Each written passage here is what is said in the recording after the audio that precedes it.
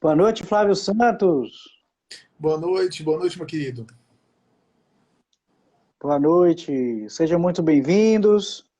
Estamos começando aí mais essa live com Portes em parceria aí com Analisadamente, com Flávio Santos. Lembrando que essa live é uma live interativa, então fiquem à vontade aí para perguntar, para comentar, fiquem à vontade. Flavinho, obrigado mais uma vez, viu? Obrigado, Que obrigado a honra, você. Eu que agradeço. Vamos lá, né? que honra. É isso aí. Você vai querer fazer aí um panorama inicial? Vi até agora que teve pergunta aí para você, não foi? Você chegou, você deu tempo de você olhar que fizeram agora, eu Deu, deu. acessei e entrei já na live. Não, se você quiser, você já pode até, nas considerações iniciais, já emendar com a resposta. Uhum. Que foi algo em torno de virar neurose, né? Sim, sim, sim. Eu acho que a questão é super interessante, mas eu acho que a gente pode abordar com o tempo, né? Abordar ao longo do desdobramento, não como uma introdução, né? Porque eu acho que responder essa questão sem fazer realmente a consideração inicial sobre sentido, sobre o que é que a gente chama de sentido, significado, eu acho que talvez quem está acompanhando pegue a coisa no meio do caminho, né? Pega o bonde andando, como se diz, né? E, enfim, eu acho que quando a gente fala de sentido, Hugo, primeiro que qual é o sentido da vida é uma das perguntas mais batidas ao longo da trajetória humana, ao longo da história humana. É algo repetido, é algo clássico, é algo fundamental sobre o qual a humanidade já queimou muitas pestanas, já fosforilou demais, né, para me utilizar de uma linguagem médica, né, ou seja, já queimou, aspas, muitos neurônios para responder essa pergunta. É uma pergunta não apenas clássica, mas uma pergunta até clichê, né? Qual é o sentido da vida? É uma pergunta clichê que está presente aí em é, campos do pensamento humano mais variados, né? Se a gente pensar aqui, religião, filosofia, poesia, arte, de algum modo, em algum sentido, se dedicaram a tentar responder essa pergunta, né? Qual é o sentido da vida, particularmente da vida humana. E no meu modo de entender, Hugo, a gente tem três posturas possíveis, três perspectivas simbólicas, três percepções de mundo que são possíveis. Na minha forma de entender, no meu modo de entender, a gente pode trabalhar esse tema, pode entender esse tema em três posturas distintas, né? Por três comportamentos ou visões de mundo distintas. O primeiro é o seguinte: é que a vida tem um sentido pré-estabelecido, como dizia Kant, né? A priori, né? Ou seja, a vida tem um sentido já dado. A própria vida fora de você, estabeleceu um sentido maior. Normalmente, quem pensa assim é quem é engajado em alguma religião, em algum sistema religioso ou em alguma filosofia espiritualista, né? Em alguma visão de mundo que seja transcendente, né? Aliás, o termo transcendente aqui é até redundante, né? Tudo aquilo que está fora de mim, que vai além de mim, transcende a mim, né?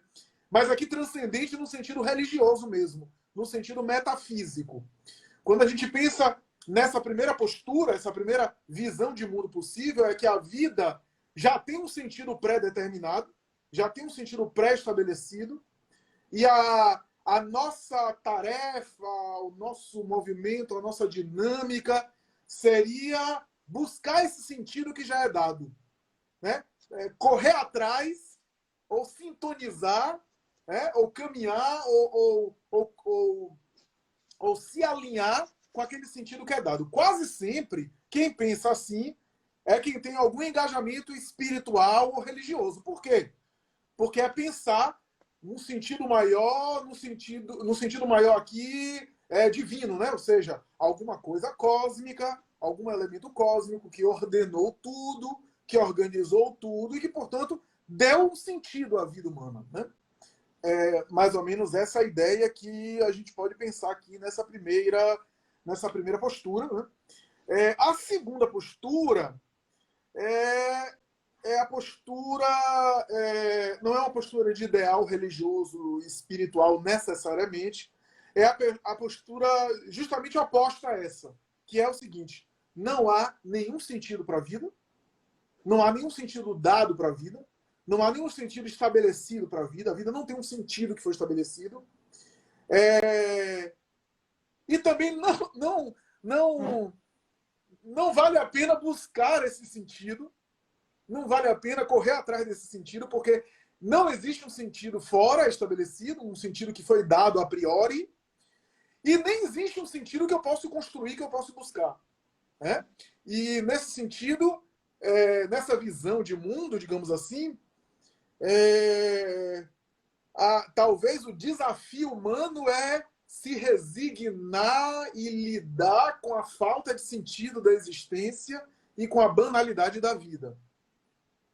Nessa segunda postura filosófica, nessa segunda percepção de mundo, nós temos os nihilistas, os céticos, de maneira geral, os filósofos considerados pessimistas, se a gente for pensar no pensamento de Schopenhauer e do próprio Nietzsche, né?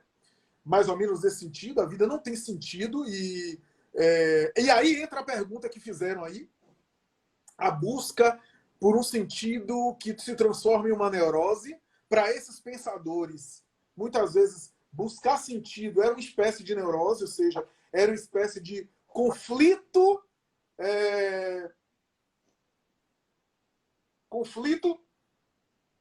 de negação do medo de que a vida é um caos mesmo, que a vida não tem sentido, né? Freud teorizou sobre isso, quando falava sobre a ideia de que o ser humano, quando chega na vida adulta, recorre a um poder superior, supremo da religião, como a transferência psicológica daquele medo infantil que tinha no pai, ou nos pais, ou na mãe, no pai, nas figuras parentais, as figuras de proteção. Na vida adulta, o sujeito sente um desamparo, e esse desamparo não é suprido necessariamente pelas figuras maternas e paternas, porque agora, chegando na vida adulta, se percebe que não são super-homens, super-mulheres, eram criaturas, e aí esse desamparo é transferido para uma instância espiritual superior que para Freud não existia. Então, ele teorizava, dentro da perspectiva psicanalítica, que a religião é uma espécie de neurose também, né? Uma espécie de neurose para dar conta dessa angústia pelo desamparo humano, pelas incertezas humanas. Então, essa segunda visão filosófica, essa segunda perspectiva filosófica, de alguma forma diz o seguinte: a gente tem que se conformar com os buracos da vida, a falta de sentido, e a beleza da vida é apreciar a vida com essa falta de sentido e a gente não entender completamente. Eu vou citar aqui um autor que eu gosto muito, eu não concordo com todas as ideias dele, mas eu admiro muito ele. É o psicanalista recentemente falecido, né, alguns anos, Contardo Caligares. E ele usa uma metáfora muito bonita. Ele usa uma metáfora muito, muito bonita e muito tocante, né, que faz parte da sua vida infantil com o pai, antes de ele sair de casa na Itália e, inclusive, viajar e mais tarde, na vida adulta, vir morar aqui no Brasil, mas ainda na infância, 11, 12 anos. Contardo conta que chegou na biblioteca do pai. O pai era um sujeito muito, muito culto, né? Um sujeito bastante culto, e lia muito. E na biblioteca do pai, ele entrou e começou a fazer algumas perguntas para o pai. Algumas perguntas. E entre essas perguntas, ele perguntou um pouco sobre o que o pai pensava sobre a vida e se aqueles livros todos tinham a resposta do mistério da vida. E o pai disse assim: olha para a estante. Você está olhando para a estante? Ele citou: você percebeu que na estante, por mais livros que tenha, tem alguns buracos na estante? Pois é, esses buracos na estante representam aquilo que a gente não conhece, aquilo que a gente não sabe, aquilo que o pensamento humano ainda não penetrou, ainda não devassou. E sempre existirão buracos. Agora, existem livros que vêm para preencher alguns buracos e respondem algumas questões nossas, e existem livros que vêm só para tapar os buracos e até para preservar outros buracos. Né? E aí, como o padre Caligares era um cético, né? O padre Caligares dizia assim, a Bíblia, por exemplo, é um exemplo disso, porque ele era um cético no sentido religioso. Ali só está para preservar buracos e dúvidas e interrogações. Eu acho essa metáfora muito bonita, porque é uma metáfora, digamos assim, que ilustra a vida humana. Né? A estante de livros sempre tem alguns buracos, algumas brechas, e essas brechas, simbolicamente, são aquilo que eu não sei, né? Diante daquilo que eu sei. E diante daquilo que eu sei, por mais erudito, por mais culto que eu seja, diante daquilo que eu sei, comparado com o que eu não sei muito mais coisas do que aquilo que eu sei. Né? Por mais que eu seja estudioso e até domine uma área, quantas coisas eu não sei daquela área e quantas coisas eu não sei de outras áreas que eu nem domino. Né? Então, nessa metáfora de Caligares, na visão dele, ele tentava dizer que justamente a gente sempre teria buracos. E talvez a ideia não seria apressadamente preencher esses buracos, mas aceitar que na visão de mundo que a gente tem, há lacunas que a gente não consegue entender completamente e não consegue preencher.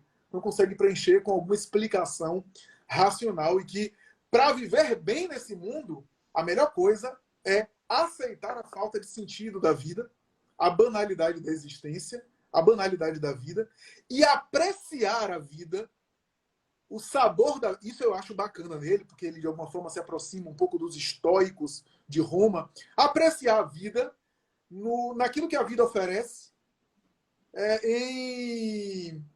em cada minuto, né? Degustar a vida em cada uma das suas experiências, né? Que é uma coisa que a gente não faz. Porque para eu apreciar a vida, eu preciso prestar atenção. E a gente nunca viveu uma época de tanta falta de atenção, de tanta distração.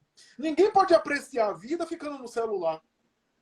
Tudo bem, pode apreciar até aquilo que está no celular. Mas o celular é o símbolo da nossa distração. Né? É o símbolo da nossa falta de atenção, de não estar apreciando aquele momento presente. Né? Em prol de uma experiência virtual. Então, eu acho que a nossa época é pouco concentrada, é pouco atenta, e para eu apreciar, degustar alguma coisa, pense num prato gastronômico. Vou usar um exemplo bem banal, bem básico, comida. Para você apreciar os sabores, pensar no tempero ali, pensar naquilo que foi feito, tentar, de alguma forma, sentir ali da textura até o nível de acidez da comida, você tem que prestar atenção. Você não pode comer com pressa, pensando em outra coisa, batendo boca, discutindo. Então, eu acho que esse é um símbolo interessante da nossa sociedade. Pouca atenção, pouca concentração, pouca escuta. Escuta aqui não no sentido de ouvir apenas, de perceber através de todos os sentidos. Então, isso eu acho bacana na postura de Caligares.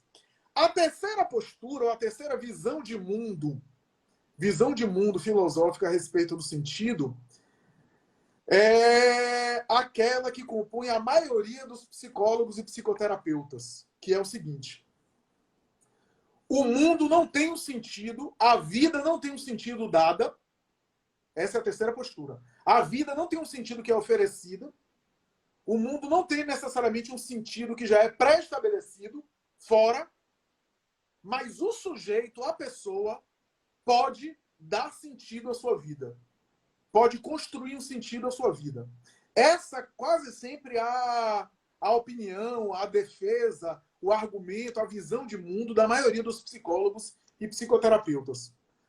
Não necessariamente o mundo tem um sentido já estabelecido, já formatado, já dado, mas a vida do sujeito, individualmente falando, pode ter um sentido e ele pode encontrar esse sentido e dar um sentido. Ou seja, a vida universal não tem sentido nenhum. Mas a vida individual, a vida subjetiva, tem algum tipo de sentido, ou pode se encontrar um sentido que aí vai variar de pessoa para pessoa, vai, de alguma forma, ter a ver com a singularidade dos sujeitos, né? E nesse sentido, Hugo, a gente pensa aqui, né, que nas primeiras obras que falam sobre isso na psicoterapia, pensar aqui em Viktor Frankl, né? Viktor Frankl, o famoso psiquiatra que foi vítima dos campos de concentração, pai da logoterapia. Logoterapia significa terapia do sentido, tá?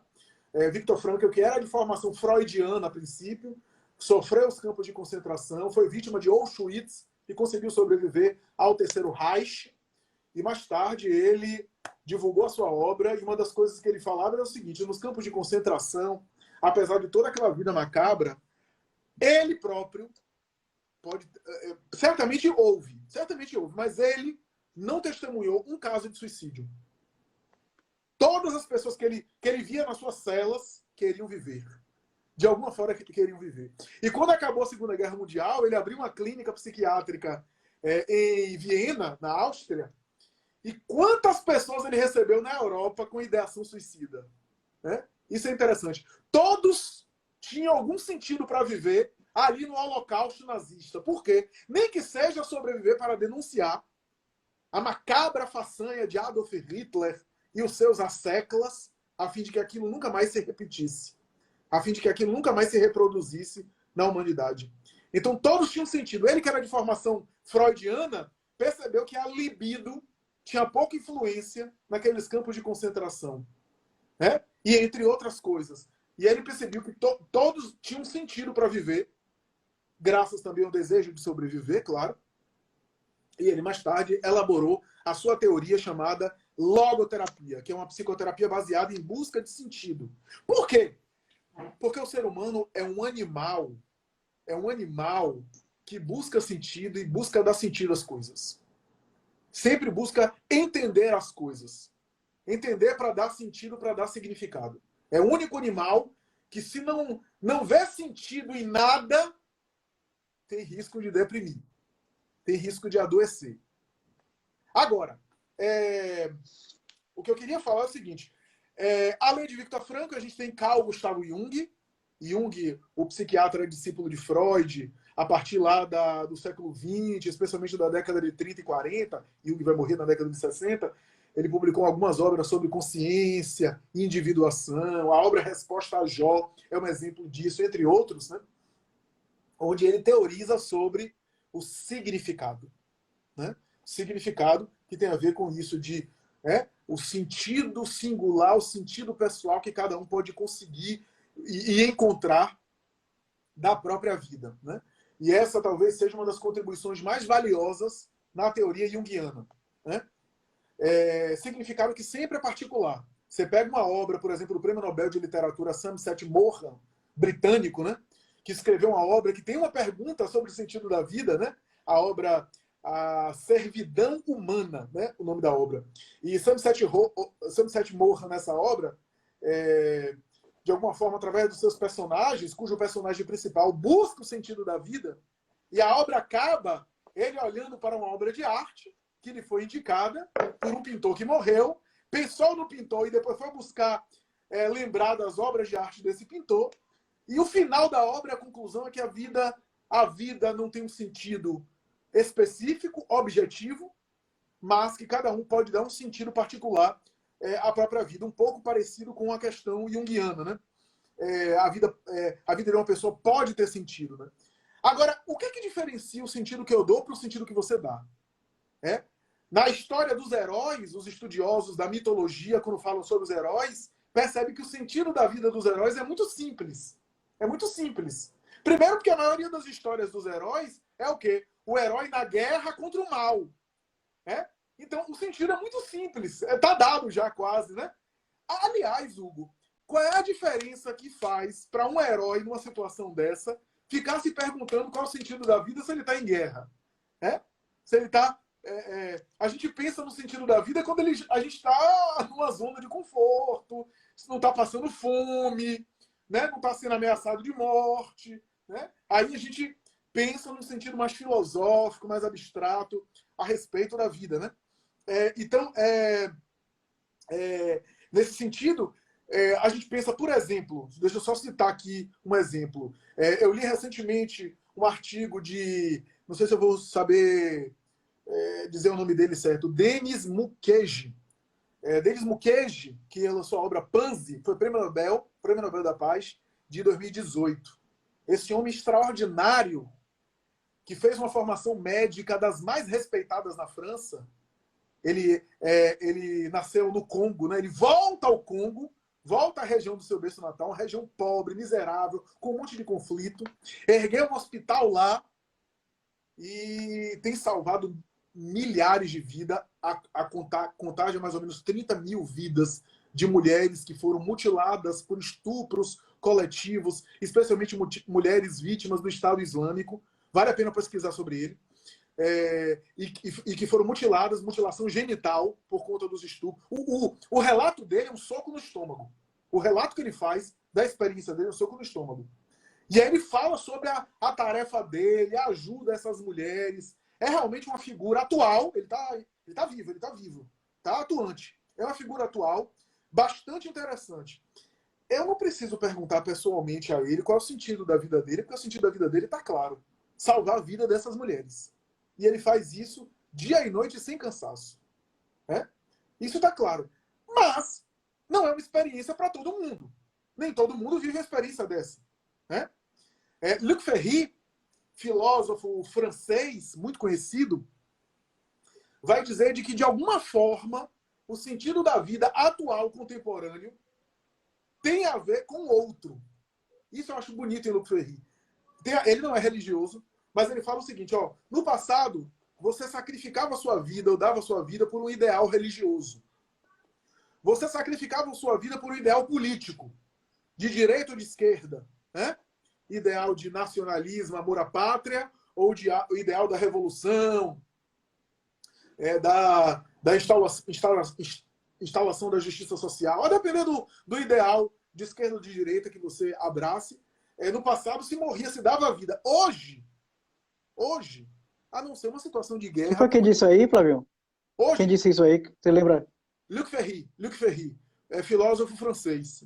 Ele também está vivo, atuante, maravilhoso. Ele diz, hoje, dificilmente alguém dá a vida por alguma coisa que viu na sua igreja lá que o pastor falou, ou dá a sua vida, sacrifica a sua vida por algum ideal, algum político. Raramente. Agora, hoje, se dá a vida por outro ser humano, por um familiar, por um filho, que não se dava no passado. O conceito de família no passado não tem essa relação estreita que tem hoje. Crianças eram abandonadas facilmente, eram colocadas em orfanato, em instituições religiosas.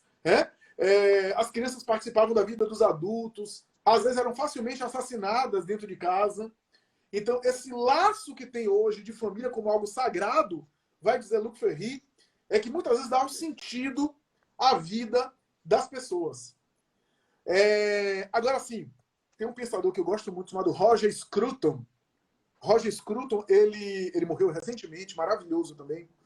E ele disse assim que um dos grandes problemas da nossa sociedade atual é polêmico. O Roger Scruton foi polêmico, inclusive. E antes de morrer, ele deu uma conferência aqui no Brasil e falou lindamente da sua mãe no leito de morte. Ele já estava experimentando um câncer, e o câncer ia matá-lo alguns meses depois. Mas ele falou da experiência de ouvir a mãe no leito de morte, uma mãe que sempre foi retraída, que nunca manifestou amor, que foi sempre resistente, que teve uma história de vida difícil, que foi deixada pela mãe, depois, aos 10 anos, foi trazida de volta ao lar da mãe, quando a mãe se casou novamente, porque o pai morreu.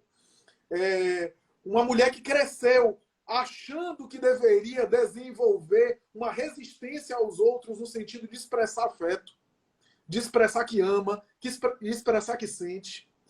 Ele diz, minha mãe, eu cresci vendo ela muito calada, reclamando de tudo e de todos, a ponto de ver, em alguns momentos, ela e meu pai almoçarem já em cômodos separados, porque já não se aguentavam mais. Minha mãe teve uma vida bastante infeliz, e ele diz, eu vi ela no leito de morte, o câncer já estava avançado, ela que negou a vida inteira, dizendo que era infecção ali, enquanto isso os médicos perseguiam. Inicialmente era o câncer de mama, a mama foi retirada, depois foi se espalhando e os médicos iam perseguindo até que não teve jeito e ela teve que abrir o jogo para os filhos. Ele e mais 2 irmãs, se não me falha a memória. E ele disse, eu nunca me esquecerei de minha mãe dizer assim pra gente no leito de morte. A minha vida não teve sentido. Vocês não sabem o quanto eu me arrependo hoje de não ter amado vocês. De não ter expressado os meus sentimentos por você. De não ter dito a vocês o quanto eu amo vocês. De não ter saído um pouco da minha introversão, do meu casulo, para me relacionar, para me interagir com os outros. Scruton vai dizer que não havia tempo dela de refazer. Mas aquelas palavras teve impacto profundo na vida dele. E graças a essas palavras ele procurou ter uma vida diferente. E ele disse que normalmente o sentido que se dá, na visão dele, o sentido que se dá, não só sou eu quem busca, mas é o outro que me dá.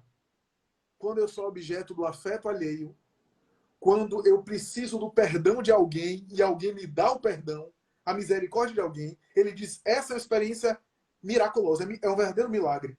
E a vida faz todo sentido quando eu recebo compaixão, quando eu recebo perdão, quando eu recebo bondade de outra pessoa. Porque eu só sou eu, porque você é você. Eu só consigo me identificar como alguém singular, porque tem outro que não é eu, não é o eu singular que eu sou. Então, o outro me serve de parâmetro para eu ter, de alguma forma, a referência daquilo que eu sou e daquilo que eu não sou. E a partir daquilo que eu não sou, eu sei o que eu sou. Né? Então, é através do outro, nas relações particulares, nas relações singulares, nas relações específicas, é que eu encontro sentido na minha vida. Por isso que nesse caso, esse autor é um crítico ferrenho de qualquer visão de mundo identitária que quer enquadrar você em grupos identitários. Ele diz que isso é despersonalizar as pessoas e colocar pessoas em grandes caixas de gênero, raça, visão política, sexo, e aí você enquadra essas pessoas em grandes identidades, na visão de Scruton, e aí o que é que acontece? Você tem empatia pelas identidades, mas não tem empatia pelas pessoas. Não é isso que a gente vê nas redes sociais? As redes sociais é isso. O que é que a gente vê? As pessoas defendem bandeiras, defendem ideias de identidades, identidade de raça. Não que eu estou falando que não se deva batalhar contra qualquer tipo de discriminação, de racismo, de intolerância. Pelo amor de Deus. Claro que, porque hoje na rede social a gente tem que explicar. Porque se a gente não explicar também, Flávio é contra o antirracismo. Não é isso. Eu estou dizendo que empobrece a gente colocar pessoas em caixas de grupos identitários quando eu não sou branco, negro, homossexual, heterossexual, transexual, bissexual. Isso daí são características, mas a pessoa vai além disso. O que é que acontece? A gente tem empatia por grandes identidades, mas não tem empatia pelas pessoas, como pessoas individuais, isoladamente. Né? A gente combate as pessoas por conta de grupos e de grandes identidades. Como se as pessoas não fossem mais importantes do que as próprias identidades. Afinal, só existem esse sistema de classificação de identidades porque existem pessoas. As pessoas são as unidades básicas disso. Né? Então, isso é super interessante que Scruton coloca, né? E que vai na direção dessa ideia de que o tipo de relação significativa que você estabelece com as pessoas e a qualidade dos seus relacionamentos vão dar sentido à sua vida. Vão dar sentido à sua vida. Né? Bom, mas indo agora a essa pergunta, a essa primeira pergunta, olha,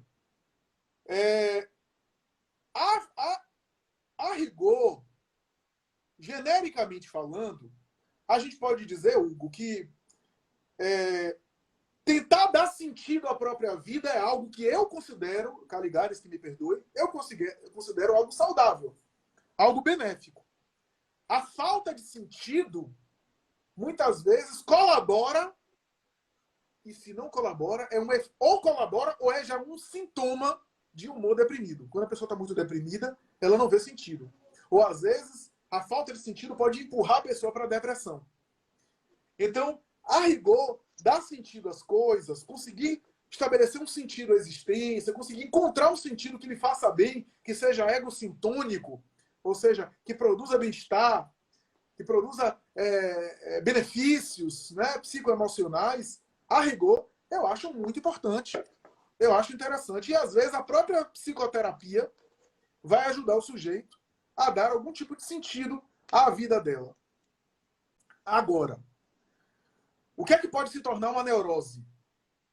O excesso de sentido. O que é que eu estou chamando de excesso? Uma certa tendência paranoica de ver sentido em tudo. Uma certa tendência paranoica e mágica de ver sentido em tudo.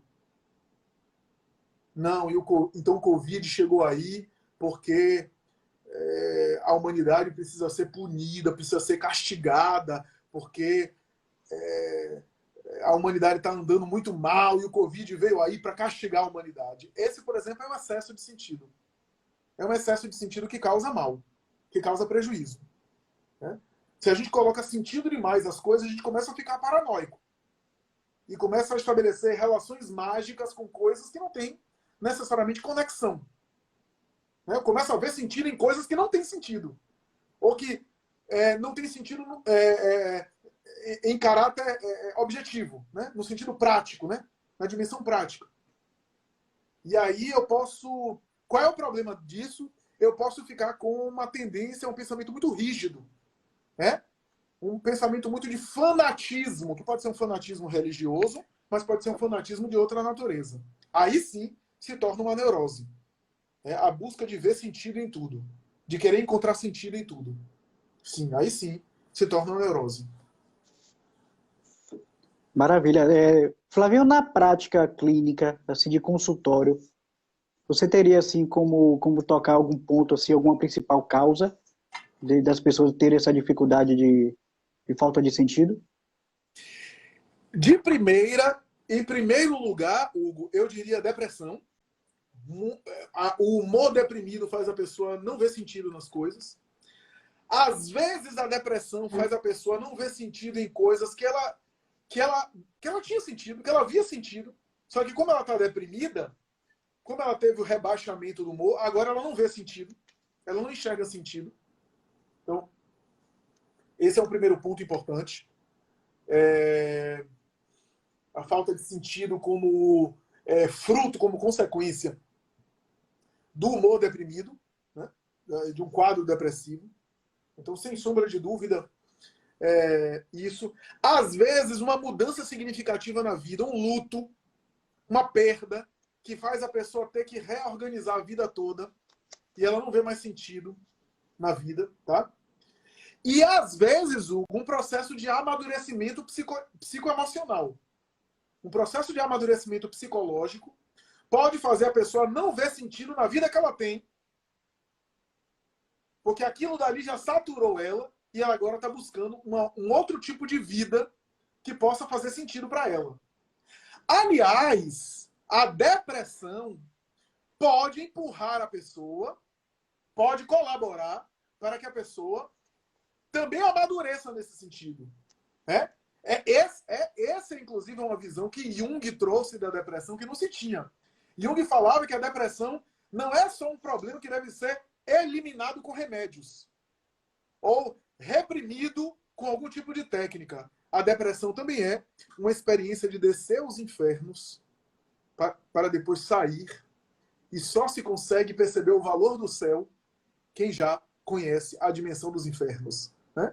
Quem consegue entender da mesma forma que a gente só dá valor muitas vezes à saúde quando conhece a experiência da enfermidade. Né? Então,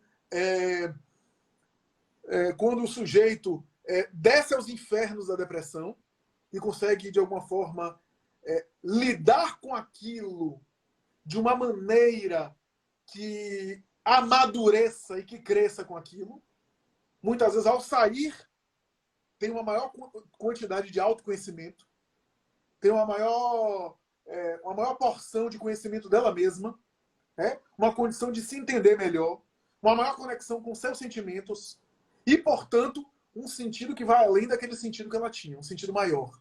Às vezes é uma grande mudança. Então, às vezes eu vivi uma vida que agora aquele tipo de vida minha saturou. Já não me basta, já não me satisfaz, já não me é interessante. Processo de individuação que foi descrito por Jung. E aí eu busco uma experiência, uma vivência que me dê um sentido mais significativo, que me dê uma vivência mais interessante nesse aspecto. Então, isso pode acontecer. Agora, Hugo, eu preciso dizer o seguinte. É importante dizer isso. Todo psicoterapeuta, agora eu vou abranger, vou colocar todos no balaio. Cognitivistas, terapeuta cognitivo-comportamental, behaviorista radical, psicanalista freudiano, psicanalista adleriano, psicólogo analítico de Jung, psicólogo junguiano, terapeuta sistêmico familiar, terapeuta gestaltista, terapeuta transpessoal, rogerianos, terapeutas centrados na pessoa, terapeutas humanistas de uma forma geral. Qualquer que seja o psicoterapeuta, qualquer que seja a formação dele, ele sempre vai ajudar o sujeito que busca ele a encontrar um sentido cujos valores e cujo germe e cujos fundamentos já existem no próprio sujeito. Já existem ali na própria pessoa. O psicoterapeuta, qualquer escola teórica que ele tenha, o psicoterapeuta que procure orientar o paciente impondo valores que são seus para o paciente, me desculpe, mas isso não é psicoterapia. Isso se afasta da psicoterapia. E corre o risco de cair numa espécie de catequese. Catequese doutrinária, que pode ser, não necessariamente uma doutrinária aqui religiosa. Uma catequese de dizer, eu tenho valores éticos específicos e eu vou impor esses valores para você. Não, isso está errado. Isso está errado e isso não é só uma opinião pessoal nem de uma escola teórica. Isso é consenso. Um psicoterapeuta que teve uma boa formação e que tenha juízo na cabeça, que fez a formação, que se submeteu à terapia, que sabe que é a experiência da terapia, sabe que ele não vai poder orientar o paciente impondo os valores que são seus ao paciente. Vai tentar ajudar através de valores que já existem, através de conteúdos que já existem no próprio paciente. É ali que está o sentido da vida do paciente. E é o paciente que vai encontrar. Não é o terapeuta que vai impor o seu modelo de vida. Toda tentativa de impor alguma coisa, Hugo, normalmente ou é insegurança. Então, eu tenho insegurança de uma coisa, eu quero forçar e convencer você. Por quê? Porque, como a minha fragilidade é tão grande, eu quero um mecanismo de apoio convencendo você para, de alguma forma, compensar a insegurança que eu tenho. Porque quem está convencido não quer convencer a ninguém. Não precisa convencer a ninguém. Isso em qualquer perspectiva, não apenas no aspecto religioso. Então, toda tentativa de convencer ou de impor é insegurança psicológica. Toda tentativa de querer impor e de querer constranger, de querer convencer é insegurança psicológica. Uma outra coisa é que a tentativa de eu reprimir o outro em alguma conduta, muitas vezes, quase sempre, é medo meu em mim daquela conduta. Então eu tenho medo, de repente, de uma liberdade minha, eu proíbo o outro de fazer aquilo que eu tenho medo em mim. Isso, teoricamente, é chamado em psicanálise, em psicologia, de projeção. Então, eu tenho uma dificuldade com aqueles sentimentos, dificuldade com aquele desejo, dificuldade com aquele aspecto. O que é que eu faço? Eu proíbo no outro. Eu me torno repressor da conduta alheia. Eu me torno fiscal do comportamento do outro. né? Eu estou revelando, na verdade, que toda a minha proibição, no fundo, é um grande desejo daquilo. Aliás, isso aconteceu muito no cenário religioso, especialmente no passado, né? Quem não se lembra daquele protótipo da freira, a freira mestra, né? Que inclusive a madre superiora, que muitas vezes descia o pau nas freirinhas, né? Como uma forma de reprimi-las, do desejo que elas possuíam. Ou os padres, os sacerdotes, os religiosos do passado, né? Que colocavam, por exemplo, transmitiam uma mensagem de pecado e de repressão e de condenação, especialmente da sexualidade, pelo imenso desejo que tinham. Onde tem proibição e repressão, tem desejo. Isso é Freud basicão. É Freud básico. Maravilhoso. Kênia, ela está perguntando aqui, tem até algo parecido com a pergunta que eu recebi. Ela pergunta aqui, neste mundo de consumistas, você percebe que existem pessoas que só encontram sentido na vida em sempre ter mais do que o outro? Porque, e a pergunta que eu recebi foi que o sentido da vida ele está só ligado ao material, ao financeiro, né? Eu acho que muita gente se pergunta isso, achando que como o sentido da vida tem que ser uma determinada ocupação que renda financeiramente. E às vezes a pessoa se perde nisso e ela já pode ter encontrado até o caminho dela e acaba linkando com o lado financeiro, material. Comente aí um pouco isso. Na verdade, é um bom comentário de Kênia. Um abraço, Kênia. É um bom comentário de Kênia porque vai na linha do pensamento de Roger Scruton, que eu havia citado aqui. Quando Scruton diz da tendência atual de despersonalização, ou seja, eu não sou um sujeito, Flávio, com características específicas que só eu tenho. Você, Hugo, não é um sujeito com características específicas que só você tem. Não, você faz parte de um grupo identitário, eu faço parte do grupo. Ou seja, a gente tem na verdade um rosto vazio, né, que é bem a perspectiva da visão de mundo nas redes sociais. Então, essa ideia identitária de que os seres humanos estão enquadrados em grandes grupos, em grandes identidades, mata as nossas identidades individuais. E o que isso quer dizer em termos práticos, Flávio? É o seguinte, é que essa despersonalização não deixa de ser uma objetificação do ser humano. O sentido da vida é justamente do sujeito e não do objeto. Quando eu torno as pessoas em objeto, eu me afasto dessa busca do sentido que é individual. Eu preciso me reconhecer como sujeito, como ser, né, na expressão de Heidegger, das suas obras, né?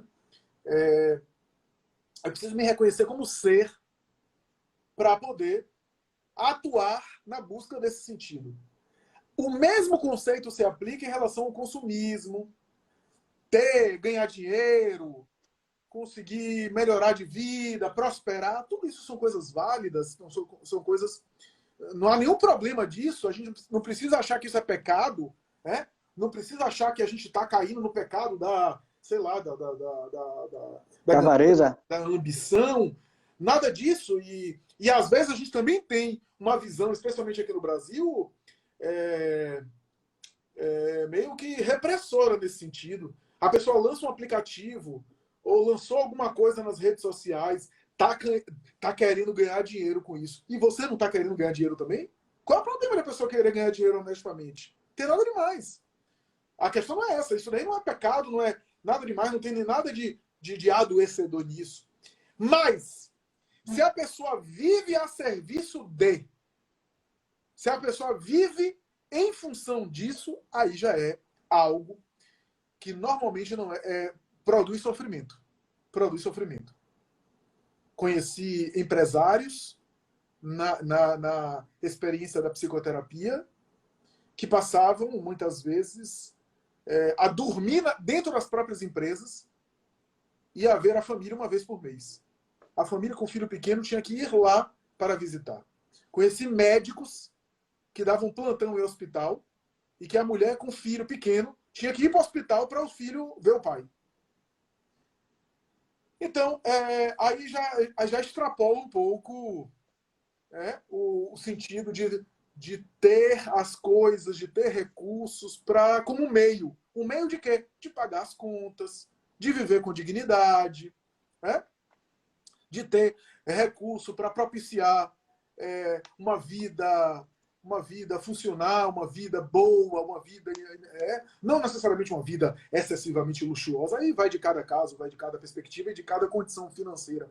Mas uma vida em que as contas podem ser pagas, em que você pode comprar o remédio do seu filho, em que você pode ter condição de proporcionar também divertimento e cultura para a sua família, é válido. É super válido você buscar, você lutar.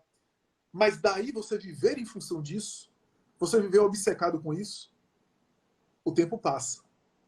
O tempo passa, e aí você vive obcecado com isso, gasta a sua saúde e as relações que você deveria ser a finalidade de tudo isso, não são vivenciadas, né? A convivência, a experiência com o outro, afinal de contas, e a pandemia veio mostrando isso. A pandemia veio mostrar algo que sempre existiu, mas a gente de vez em quando finge que não é. Que a qualquer momento, o corpo pode apresentar alguma alteração e a gente pode vir a falecer.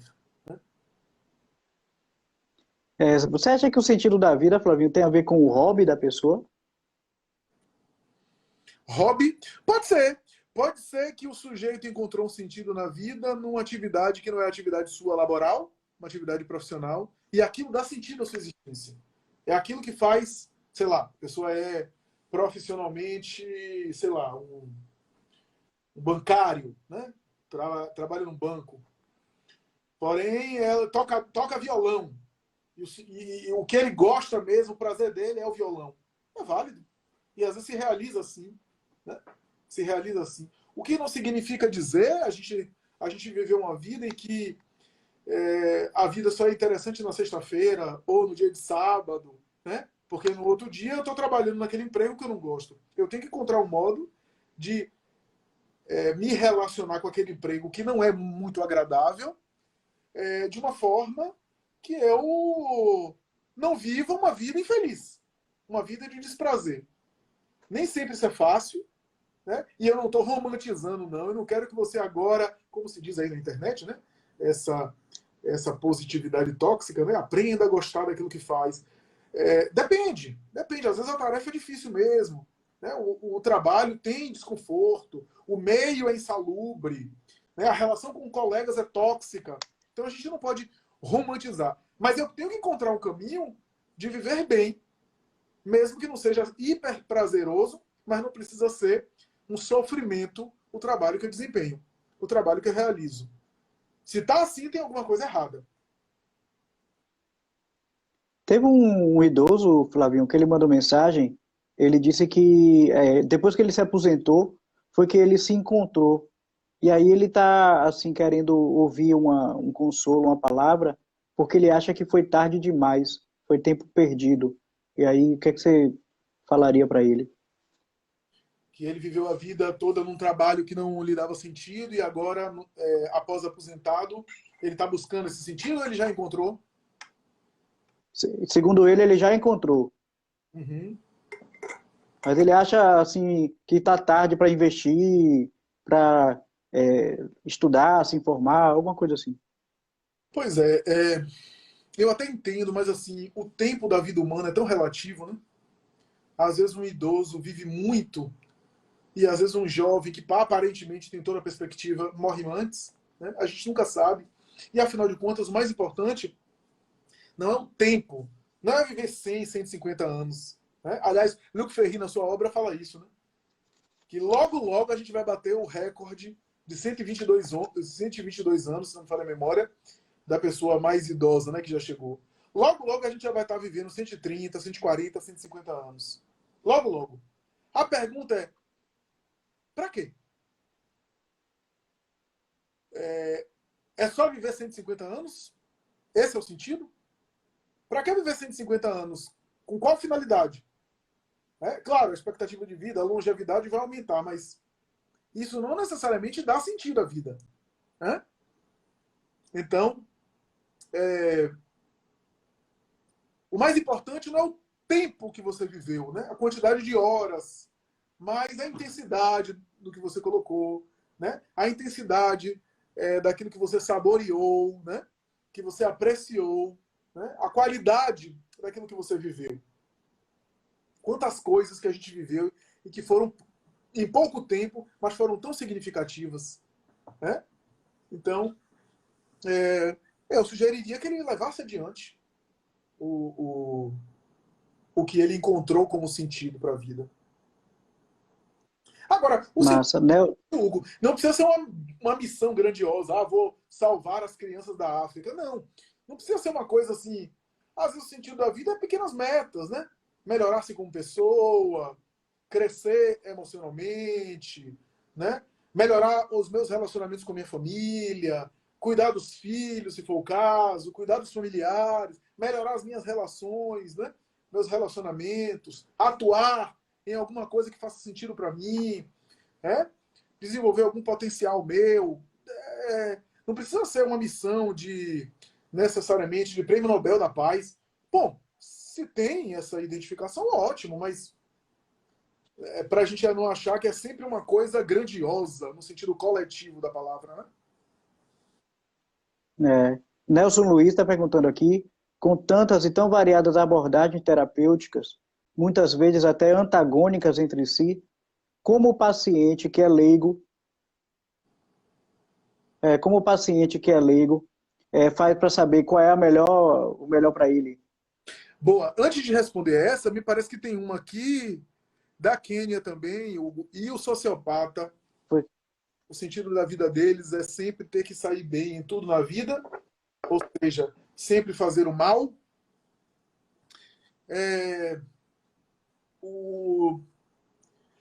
Eu tenho minhas razões, Kênia, eu tenho minhas suspeitas, Kênia, que talvez o sociopata não encontrou esse sentido.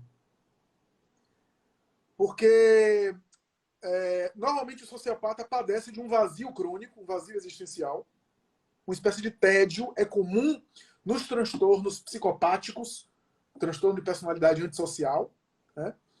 Que o sociopata tem uma espécie de vazio crônico, um tédio, e que ele busca muitas vezes compensar isso através de atitudes que transgridam, de atitudes que prejudiquem o outro. Porque, veja, se ele tem uma dificuldade de ter empatia pelo outro, isso já diz um pouco da psicodinâmica, do estado psíquico dele. Falta de empatia pelo outro é característica desse tédio. E aí quase sempre ele busca atitudes e comportamentos que transgridam para, de alguma forma, diminuir esse tédio. Inclusive ser pego e ser responsabilizado judicialmente. No caso dos casos graves de sociopata, que cometem crimes hediondos, inclusive serem pegos pela polícia.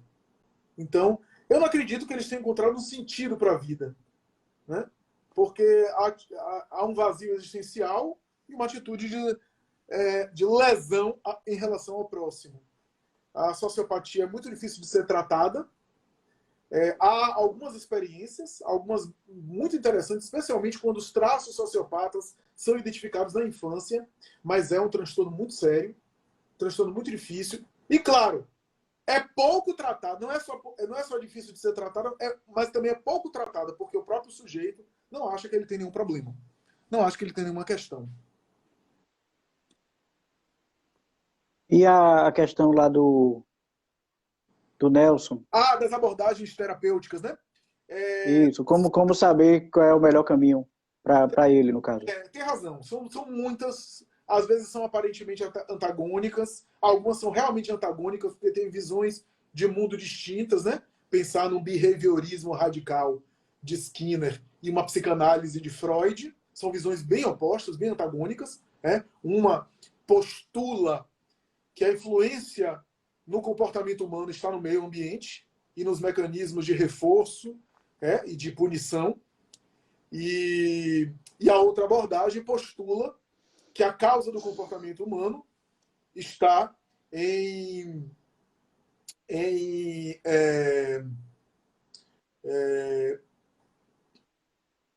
potenciais impulsos e traços inconscientes dentro da pessoa.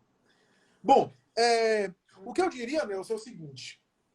Se o profissional for bom, capacitado e dedicado, genericamente falando, estabelecer um laço de confiança com o paciente, geralmente, genericamente falando, ele vai chegar no mesmo resultado, apesar da visão de mundo, as visões de mundo são distintas de cada escola teórica. Tá? Vai chegar no mesmo resultado. Porque às vezes tem coisas que são semelhantes, mas com outros nomes nas abordagens. Tá? Então, eu diria a princípio isso. E se o profissional achar, se esse profissional sério achar que aquela demanda do paciente é uma demanda que é mais própria para uma outra abordagem, ele vai saber indicar e vai saber encaminhar. Eu acho que a gente já trabalhou até aqui, mas está de bom tamanho. Eu acho que agora você precisa de um auxílio, uma intervenção específica com tal profissional de tal área. Tá? Pode acontecer isso. Né? Por exemplo, as teorias cognitivas e cognitivos comportamentais, em minha opinião, são ótimas. São ótimas porque tem trabalhos trabalhos mais objetivos e específicos para demandas que são mais objetivas e específicas. Então, por exemplo, a pessoa está com medo de entrar no elevador. Está com fobia de elevador. E ela trabalha num edifício que o andar é o 17º andar. Não dá para ela ficar todo dia às 7 da manhã subindo até o 17º andar. E ela tem fobia de elevador. A psicanálise trata? Trata.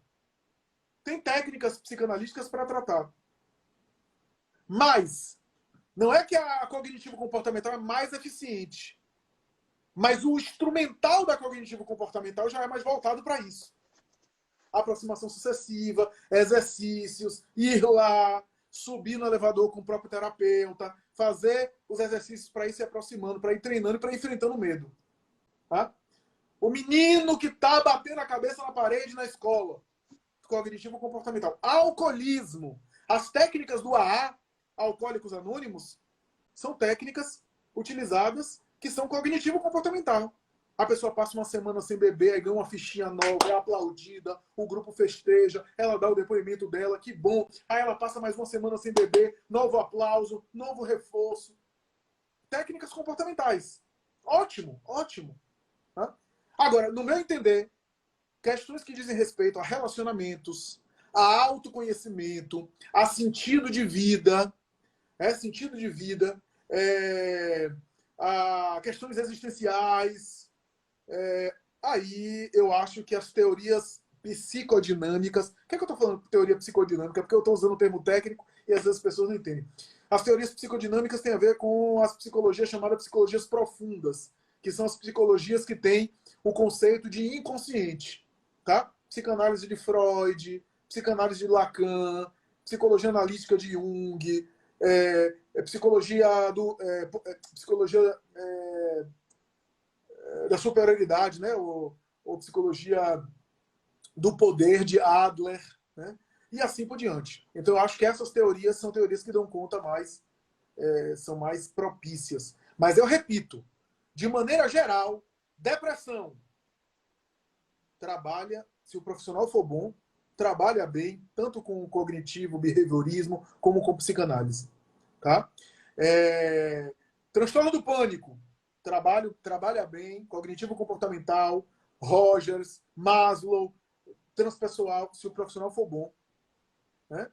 E hoje há uma tendência do profissional, sei lá, ser um psicanalista, mas se ele julgar, se ele tiver, claro, capacidade, formação, se ele julgar que aquele caso demanda uma técnica comportamental que ele domina, ele aplica a técnica comportamental. Apesar de ser psicanalista, ele aplica a técnica da psicologia cognitivo-comportamental. Então, isso está bem melhor.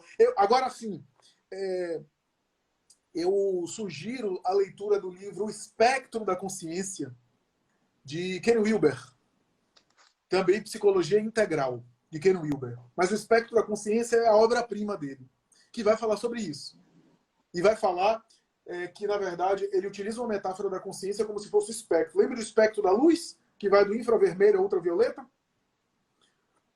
Aí ele vai dizer o seguinte, olha que coisa interessante, ele vai dizer o seguinte, que não é que uma abordagem está certa e outra está errada, não. Não é isso, não.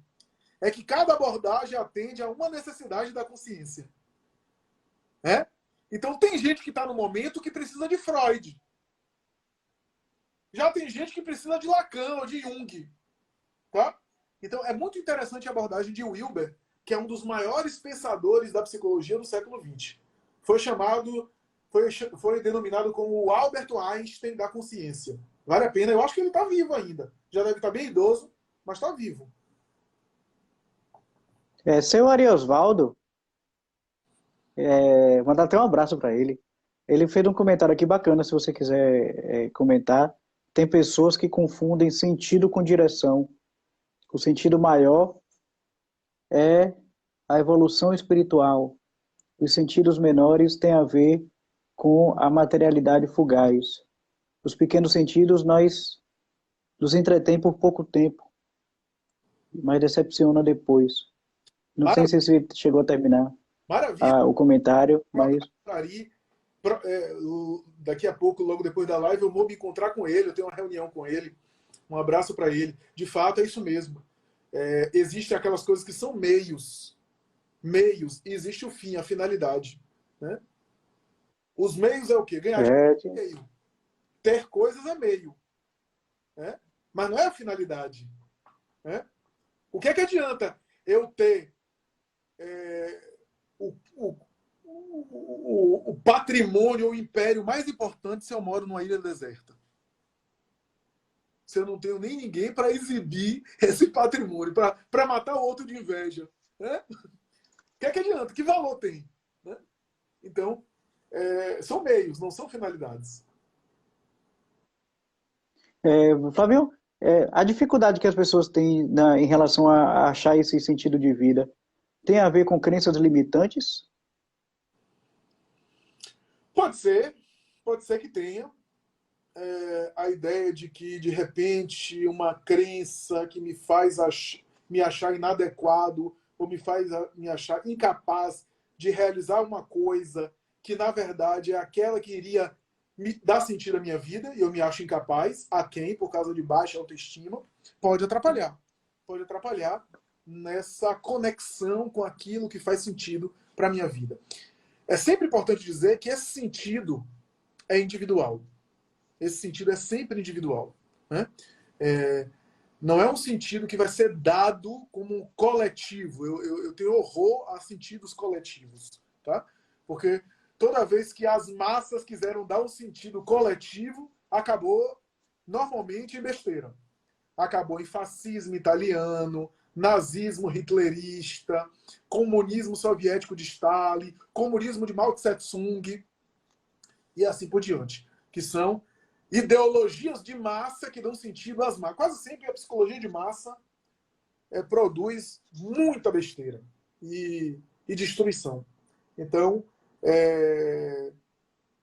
o sentido da vida é sempre uma busca individual, né? Que a gente vai precisar fazer para ver o que é que para mim faz sentido. E o que para mim faz sentido não quer dizer que vai fazer sentido para o outro. Né? O Caligari ele costuma dizer o seguinte, ele usa uma expressão do boçal. Ele diz que o boçal é aquele que encontrou, que acha que tem que impor o sentido dele para o outro. Né? Kênia se perguntou aqui só para confirmar se o sociopata é egocêntrico. Sem dúvida. De um egocentrismo bastante contundente que sugere uma imaturidade psíquica. Né? Ele não consegue, de alguma forma...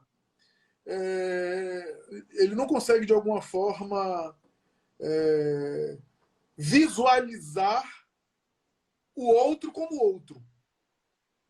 O outro é objeto dos seus interesses. Ele usa o outro, mesmo que seja de maneira sedutora, manipuladoramente, para alcançar os seus objetivos, que é ganhar alguma vantagem. Tá? O sociopata normalmente é assim. Né? Até os níveis mais graves. Porque nem todo sociopata, viu, gente, é aquele serial killer sei lá, dessas séries que tem aí Criminal Minds e CSI, etc. Não. Esse é o sociopata grave, nível grave. Né? Mas há muitos sociopatas que vivem em sociedade, que vivem por aí. Né?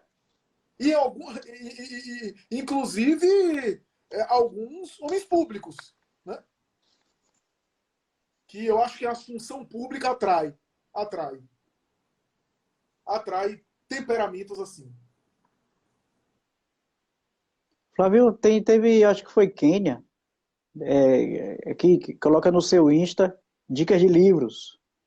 Já que ela falou assim, tem esse tema livro, tem algum livro que você indicaria para quem quiser aprofundar sobre esse tema após a live?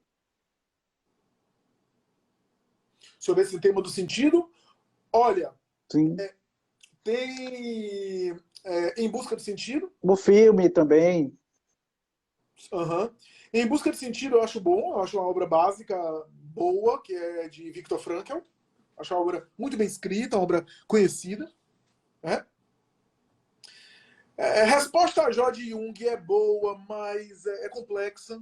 Eu confesso que não é muito fácil de ser entendida. Às vezes é difícil de ser entendida até por profissionais da área. Imagine por pessoas fora do âmbito da psicologia. Resposta a Jó, de Jung. Deixa me ver se tem alguma outra obra Pode ser série também. que aborde o sentido, né? Certamente tem, eu não estou lembrando aqui, mas Em Busca de Sentido vale a pena. E as outras obras de Viktor Frankl, né? Que falam sobre o sentido. Porque é uma obra séria, uma obra densa, uma obra boa, uma obra que não vulgariza, né? Não banaliza o sentido como sendo, sei lá, o que a gente vê por aí hoje em dia, né? O sentido como metas momentâneas, né? Mas algo de natureza mais significativa. Então, Em Busca do Sentido.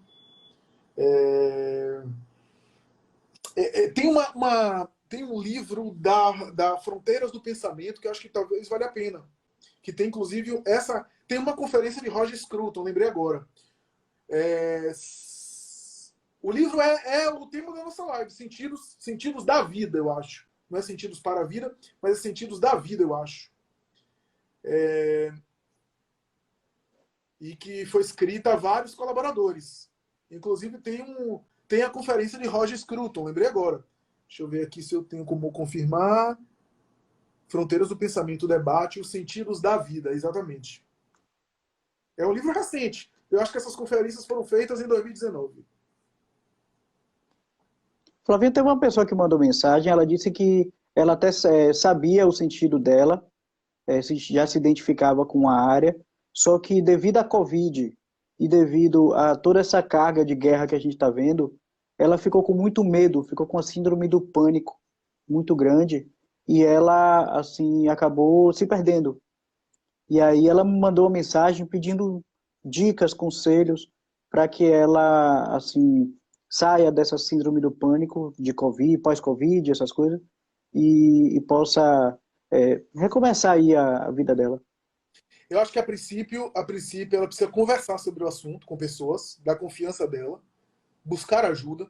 A síndrome do pânico é algo desagradável, é algo ruim, né? É algo ruim, é algo que não é algo que gera um desconforto, é algo sofrido. Então buscar ajuda, né? Tentar de alguma forma estabelecer uma rotina mais interessante para que essa síndrome do pânico não venha. A ansiedade é um fator que colabora muito para as crises.